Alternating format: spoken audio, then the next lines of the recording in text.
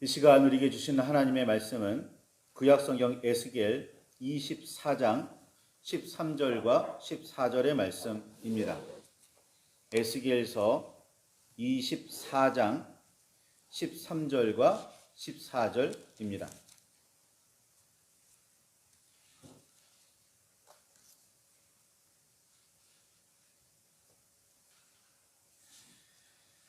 찾으셨으면 우리 함께 한 목소리로 말씀을 봉독하시겠습니다.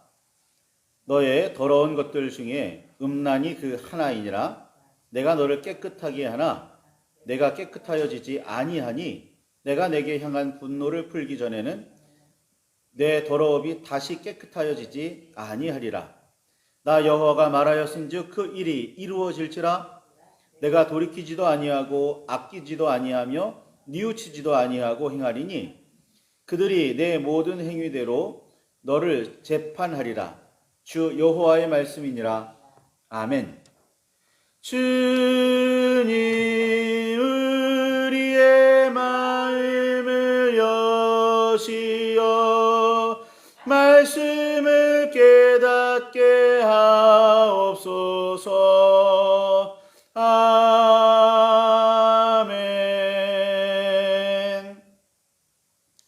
주님의 사랑과 그 크신 은혜가 저와 여러분 안에 가득하기를 소망합니다. 성경에서 여호와께 제물을 드리는 제사에 관한 첫 이야기는 추수감사에 대한 이야기였습니다. 추수감사였습니다. 농부였던 가인은 땅의 소산으로 제물을 드렸고 목자였던 아벨도 양의 첫 새끼와 그 기름으로 드렸습니다. 아담과 하와가 선악을 알게 하는 나무의 열매를 따먹은 죄로 땅은 저주를 받았고 인간은 평생 땀 흘리며 수고해야 땅에서 나는 것들을 먹으며 삶을 이어갈 수 있게 되었습니다. 성경의 기록과 고백에 따르면 최초의 인간은 땅에서 직접 얻을 수 있는 식물을 먹고 살았습니다. 동물의 고기는 노아 시대의 홍수 이후에나 허락하셨습니다. 아담과 하와의 죄악의 결과 인간은 땀 흘리며 땅을 일구어야 먹을 것을 얻을 수 있게 되었고 여호와께서 노아 시대의 인간의 죄악 때문에 그들을 쓸어버리시고 그나마 의인으로 남아있던 노아를 통해 새롭게 시작하시려고 하셨을 때에 땅에서 나는 식물을 먹고 사는 동물의 고기를 먹을 수 있게 되었습니다. 에덴에서는 먹을 것을 위해 땀을 흘릴 필요가 없었고 노아 시대 이전에는 피를 흘리며 다른 생명을 죽일 필요가 없었습니다. 인간이 삶을 위해 먹을거리를 얻게 되는 과정에서 우리는 땀과 피를 흘리며 살아야 하는 자기 삶의 기초가 죄악으로 더럽혀져 있음을 느끼며 살아야 합니다. 하나님께서 우리가 매일 최소 한 번 이상 먹게 되는 식사를 통해 이 사실을 매일같이 깨닫게 하려고 하신 듯 보입니다. 무엇을 깨닫게 하셨다고요? 우리의 삶이 죄를 기초로 하고 있구나. 우리는 먹고 삶을 통해서 우리의 죄악을 깨달아야 하는구나 라는 겁니다. 인간의 죄악 때문에 땅이 저주를 받고 역시 인간의 죄악 때문에 땅 위의 모든 생명이 죽어야만 했습니다. 그리고 인간은 이런 과정을 통해 매일의 양식을 얻었습니다. 어쩌면 인간은 살아가면서 항상 자연과 그 안에 살아가는 모든 생명에게 속죄하는 심정을 가져야 하는지도 모릅니다. 마치 왕이라도 된 듯이 땅을 정복하여 차지하며 지배하고 다스리려는 삶의 방식은 에덴에서 쫓겨난 시점부터 여호와께서 인간으로부터 빼앗으셨고 우리는 내려놓고 포기해야 하는 복과 권리입니다. 에덴에서 쫓겨난 인간은 애초부터 땅을 정복하고 다스리라는 말씀의 뜻을 따질 자격조차 없는지도 모릅니다. 에덴에서도 인간은 여호와의 뜻을 받들고 말씀대로 살아야 먹고 살 수 있었습니다. 하나님의 뜻을 거스르고 말씀에 순종하지 않자 곧 에덴 동산 자체를 잃어버렸다는 사실을 뼈저리게 기억해야 합니다. 우리가 이 세상에서 땀을 흘린 만큼이나 먹을거리를 거둘 수 있다는 사실만으로도 우리는 감사해야 합니다. 일반적으로 인간은 만족하지 못하며 살아갑니다. 항상 땀 흘린 만큼 거둘 수 없었다고 불평합니다.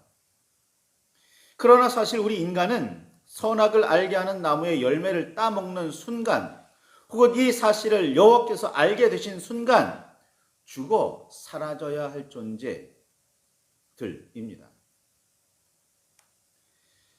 창세기 2장 16절에서 17절의 말씀에 보면 하나님께서 여호와 하나님이 그 사람에게 명하여 이르시되 동산 각종 나무의 열매는 내가 임으로 먹되 선악을 알게 하는 나무의 열매는 먹지 말라.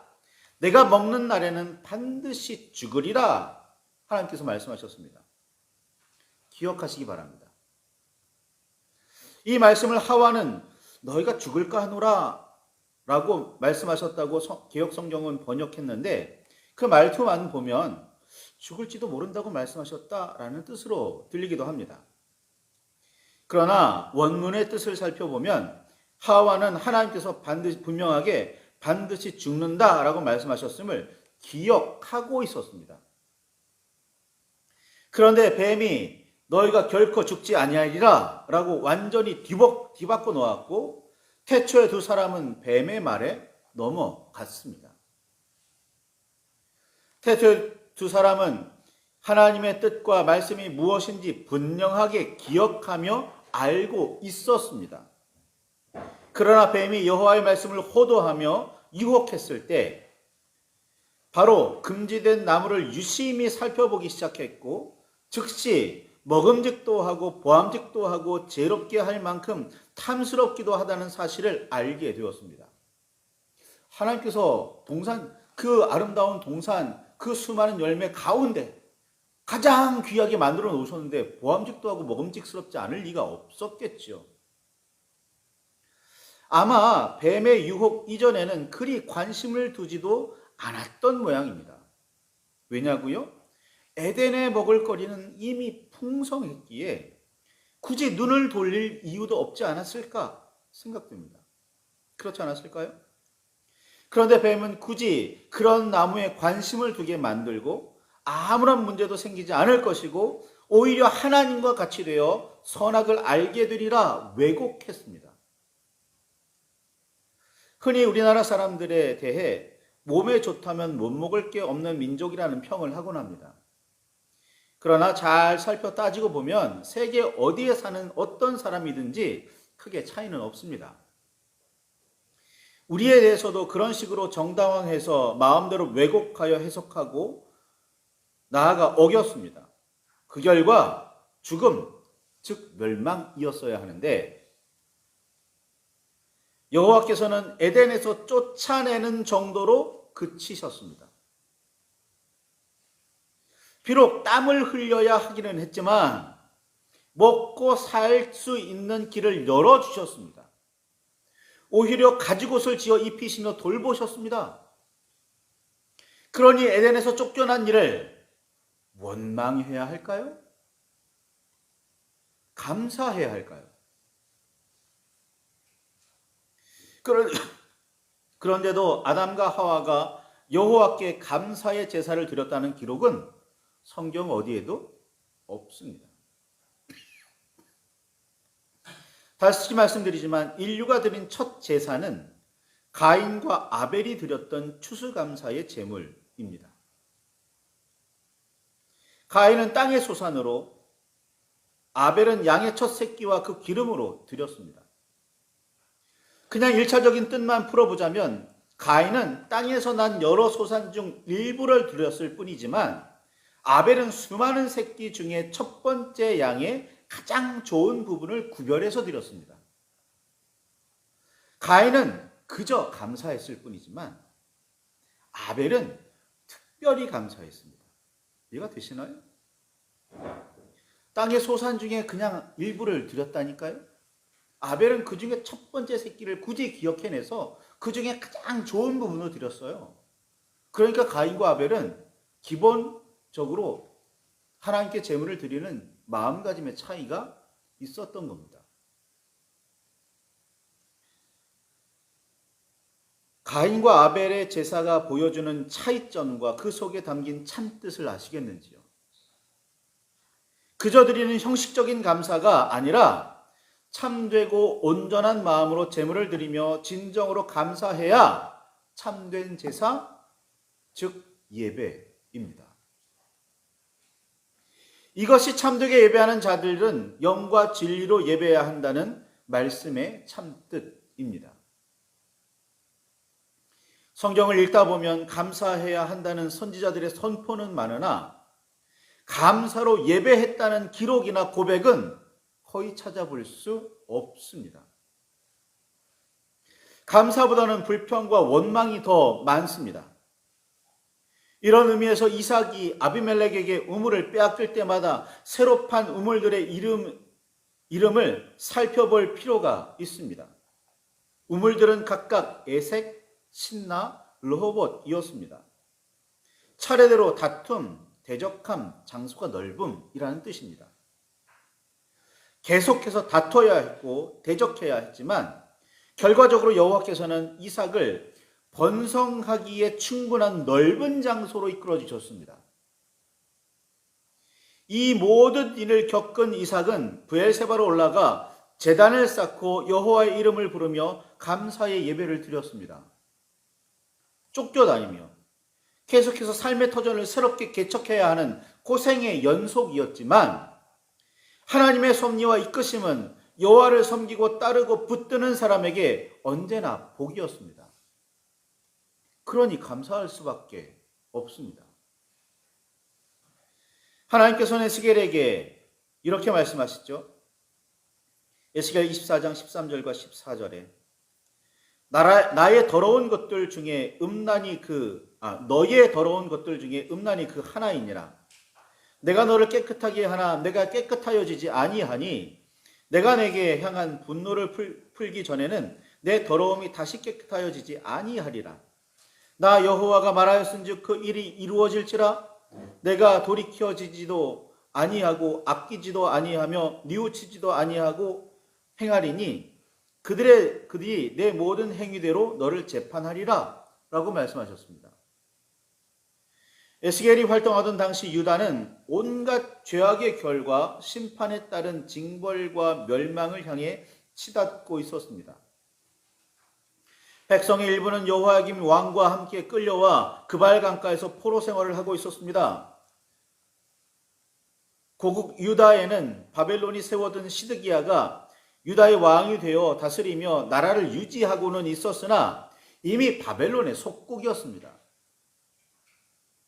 유다 사람들은 이런 징벌과 재앙 때문에 하나님을 원망하고 있었습니다. 그렇죠. 상황이 이런데 감사할 수가 있을까요? 징벌과 멸망을 선포하시고 그 말씀들이 하나둘 이루어졌던 목적은 깨닫고 돌아와 구원에 이르게 하심이었는데 이를 깨닫지는 못했습니다. 아니, 아예 관심을 두지 않았다는 표현이 맞을 듯합니다. 그들의 눈에는 징벌과 재앙 그리고 곧 다가올지도 모를 멸망만 보였습니다. 벌써 죽음에 이르고 오래전에 멸망했어도 이상하지 않을 정도로 유다의 죄악은 심각한 상태였습니다. 이스라엘이 멸망하는 모습을 보고도 유다는 자신들의 죄악을 돌이킬 생각을 하지 않았습니다. 몇몇 사람들은 문제를 심각하게 여기며 백성을 깨우치려고 목숨을 걸고 애를 쓰기는 했지만 백성의 타락이라는 흐름을 끊어낼 수는 없었습니다. 그만큼 뿌리가 깊었고 그 흐름은 꽤나 강렬했습니다. 그만큼 상황은 절망적이었습니다. 여호와께서는 하나님을 버리고 우상을 섬기는 음란은 여러 죄악 중 하나일 뿐이라고 말씀하시면서 아무리 깨끗하게 하려고 해도 깨끗해지지 않는다며 분노하셨습니다. 심판과 재앙과 멸망의 예언들은 반드시 이루어지리라 단언하셨습니다. 돌이키지도 뉘우치지도 않았기 때문입니다. 그리고 말씀하시기를 내 모든 행위대로 너를 재판하리라 선포하셨습니다. 재판, 다른 말로 심판입니다. 이는 잘잘못을 밝히는 과정입니다. 판결에 따라 선하다고 정해지면 상급을 받겠지만 악하다는 판정이 이루어지면 보응과 징벌이 따를 뿐입니다. 따라서 심판이란 반드시 멸망을 뜻하지는 않습니다. 그런데도 우리는 심판하면 멸망을 떠올립니다. 그만큼 우리는 심판을 두려워하고 있습니다. 왜 두려워할까요? 자신도 모르는 사이에 스스로 죄인임을 인정하는 꼴입니다. 그런데도 우리는 공식적으로는 무슨 일이 있어도 스스로 죄인임을 고백하기 싫어합니다. 아니, 어떻게 해서라도 누명을 벗어야 한다고 생각합니다. 참 이상한, 나아가 어이없는 상황입니다. 여호와께서는 우리의 행위대로 우리를 심판하시겠다고 분명하게 말씀하셨습니다. 그러니 우리는 우리의 삶을 다스려야 합니다. 자신의 재물을 받지 않으신 여호와께 화를 내던 가인은 엉뚱하게도 동생 아벨에게 분을 풀었습니다. 화풀이 하려면, 아니 이유를 따지려면 여호와께 해야 했습니다. 그런데 가인은 애꿎은 동생을 죽였습니다. 하나님을 상대로 화를 풀거나 따지기에는 당연히 버거웠겠지요. 그래서 가인은 시기하고 질투하던 동생을 희생양으로 삼았습니다. 한 번 재물을 받지 않으시기는 했으나 다시 기회는 있었을 텐데 다음 제사를 온전하게 드리려고 더 마음을 쓰거나 자신의 재물에 무슨 문제가 있는지 살펴보려고 하지 않았습니다. 동생의 제사와 자신의 제사가 어떤 차이가 있는지 비교해 보지도 않았습니다. 하나님께서는 가인의 재물을 드리는 태도를 이미 자세히 보셨습니다. 그리고 창세기 4장 7절에 있는 말씀처럼 내가 선을 행하면 어찌 낯을 들지 못하겠느냐? 선을 행하지 아니하면 죄가 문에 엎드려 있느니라. 죄가 너를 원하나 너는 죄를 다스릴지라 라고 깨우치셨습니다. 적극적으로 악을 멀리하고 애를 써서 선을 행해야 하는 이유는 문 앞에 엎드려 우리를 넘어뜨리려는 죄를 다스리는 유일한 방법이기 때문입니다. 그렇지 않으면 우리의 행위는 악해질 수밖에 없습니다. 너무나 엄청나고 심지어 버거운 문제이기는 하지만 그렇게 우리는 항상 깨어 있어야 합니다. 그리고 무엇보다 감사해야 합니다. 하나님께서는 태초부터 지금까지도 우리를 사랑하시며 용서하고 계십니다. 그렇기에 오늘 우리는 하루의 삶을 살아갈 수 있습니다. 여전히 불평이 떠오르고 여전히 불만이 떠오르십니까? 감사할 거리가 없다고 여겨지십니까?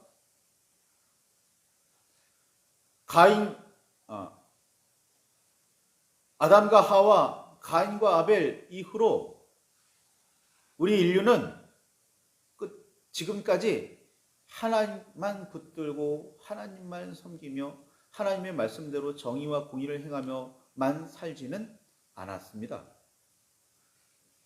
그러니 그 죄악의 결과 우리는 반드시 심판을 받아야 하고 그 심판에 따라 우리는 재앙과 멸망을 피할 방법이 없는 사람들입니다. 에덴 동산에서 있었던 것처럼 죄의 결과는 사망인데 죽음인데 멸망인데 하나님께서는 그냥 에덴을 쫓아내기만 하셨을 뿐이라니까요. 피땀 흘며 힘써야 하긴 했지만 살게 두셨다니까요. 피땀 흘린 만큼 거둘 수 있게 하셨다니까요. 그러니 감사해야 마땅한 거 아닙니까?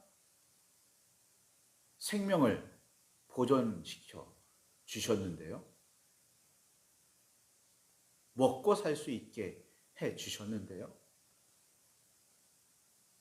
피땀 흘린 만큼 거둘 수 있게 해 주셨는데요. 물론 우리는 그에 만족하지를 못합니다. 어쩌면 만족하지 못하는 것도 우리 죄악의 결과인지도 모르겠습니다. 오늘 추수감사주일입니다. 감사의 의미를 되새기시기 바랍니다. 그리고 오늘 말씀처럼 하나님께서 내 모든 행위대로 우리를 심판하실 텐데, 재판하실 텐데, 그렇다면 우리는 죽음이라는 징벌을 피할 방법이 있을까? 재앙이라는 징벌을 피할 방법이 있을까? 고민해 보시기 바랍니다. 여전히 재앙이 이르지 않았고 여전히 멸망이 이르지 않았다면 오히려 감사해야 한다는 사실을 깊이 깨달으시기를 바랍니다. 말씀을 붙들고 깊이 묵상하시기 바랍니다. 기도하시기 바라요. 하나님의 뜻이 무엇인지, 그 말씀의 깨달음이 무엇인지 깊이 경험하시기를 바랍니다. 그리고 진정으로 참으로 감사할 수 있게 되시기를 바랍니다. 그리고 온전히 주께 참된 마음으로, 거룩한 마음으로 나아가시기를 바랍니다. 말씀을 붙들고 깊이 묵상하실 때 주의 은혜가 저와 여러분 안에 넘치기를 소망합니다.